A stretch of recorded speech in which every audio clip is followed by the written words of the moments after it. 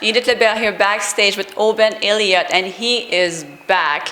How important was it for you, not just to get the win tonight, but to make a statement like you did? It was everything. It was the difference between me being just like another guy in the division, or re-establishing myself as one of them massive prospects that are going to go on to the UFC, go on to the title and the UFC. And if I'd have gone in, you know, the way I see it, I've had 2 years off. That last one was obviously what it was. It was a mess. I had to go in and completely, like, as you say, make a statement, and I did.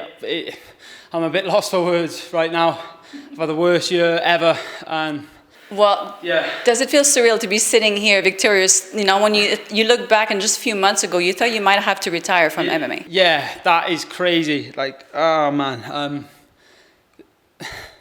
I literally a few months ago, last year, a couple of weeks after the one in Manchester, I got a diagnosis, and they were like, "Never, you can't fight again." And then I had to go over test after test after test, and I got injured.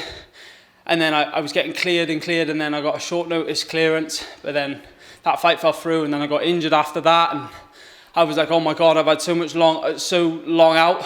If I do go back, is it gonna be like, am I gonna be rusty? Am I gonna have the ring? Like, there was all these questions in everything come at once, and it was the biggest challenge of my life was getting in there tonight and the weeks leading up, and for me to be sitting here across from you after a first round like KO like that, everything I've been putting my head down at night, thinking all the guys at Cage Warriors don't know what I can do, and it's all wasted in the gym. No one can know what I do. The last thing I won a fight was 2 years ago, and you're all nice to me online, and everyone's nice to me, but they're all probably thinking, he's not that good, and it means a lot to me to. If I was shit in the gym, I wouldn't mind, but I'm world class, and I feel like I just showed that I'm not just a contender. I'm fucking going on now, but this is a lot for me. I'm ready. Look, we'll get our way back into competition. I'll make sure I'm not injured. I'm not rushing into anything because I've learned them lessons. But I'm ready to put my fucking streak back together. Sorry for the language. And for those who don't know, your heart condition was due to weight cut, right? How do you feel now? How welterweight? Well, it was like. The heart condition was triggered by weight cutting, so it's like you could have it, you could be something you're born with, and then say you cut to 40 kilos, you know, and you're like, whoa, what's going on? You don't know what's going on, and then you get it. But then at a healthy weight, you obviously it doesn't affect you. Do you see what I mean? So once I realised that I got to move up a weight and to stop any issues happening again, I feel great now. Like I had lungs for days in there. I am back. Surprise, surprise. The gangster's back. One more question, by the way. Did it change your perception on weight cut in general, or do you 100%. Do you feel it's case by case basis? Weight cutting is. If you're doing it right for you, fair enough. But with all due respect, Edith, I don't care about any of that, them setbacks, the diagnoses, the defeats, the setbacks, the injuries, because I'm back now. And no matter what anybody says about anything that happened before, they're going to look at that fight and think, oh, fuck. And when that phone rings and the man just says, yeah, you're fighting the gangster, they're going to look back at that fight and think, oh, fuck. And that's where I'm at now. I'm not looking in my rearview mirror. I've been through bigger losses and setbacks in life than a petty little cage fight. So I've had one loss. Fuck the lot. It don't mean anything. And that guy can go around. That's his world title bout.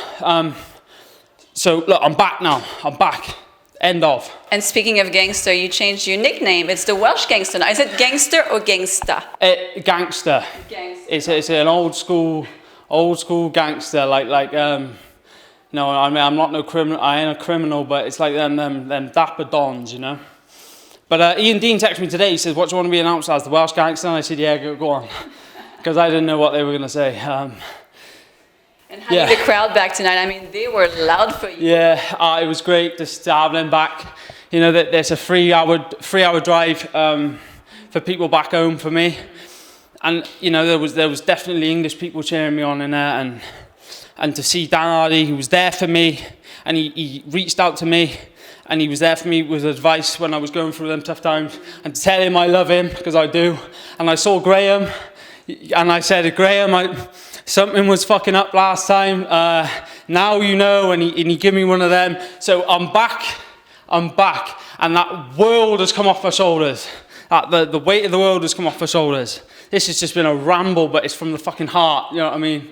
You know, and I've done ones before where I've cut a promo, but that's for another time. That's for another time. And I know you're looking forward now, but there's only one small blemish on your record, and it was Mike Figlack. Are you now that you're welterweight, are you maybe thinking about taking on his bigger brother? They know the score, and they know I'm ready anytime. Look, we bumped into each other, like, and I'll I guess hang out the dirty laundry in the cage after the Figlack one. It was, he come up to me, it's all business, man. You're a champion, you've done great things. It's all business. So I thought, okay, there we are, fair enough. You've got your win, buddy. You turned up, you fought hard. Much respect to you. And the pair of them, they turn up, they train hard, and they fight hard. Much respect to them. But then when the camera's there, then they're tough. And if we're out in a nightclub, they're not very tough then. But if a camera's there, they're tough. So I think they need to make their mind up on what they want to do. They want to get to the UFC. I want to get to the UFC. And if they want to keep pissing me off, then they're not pissing me off now. But if they want to try, they're more than welcome to, because the proof is in the pudding. Well, You know what I mean? so happy that you're healthy, that you're back, and we cannot wait to see you more. Thank you, Edith. Thank you.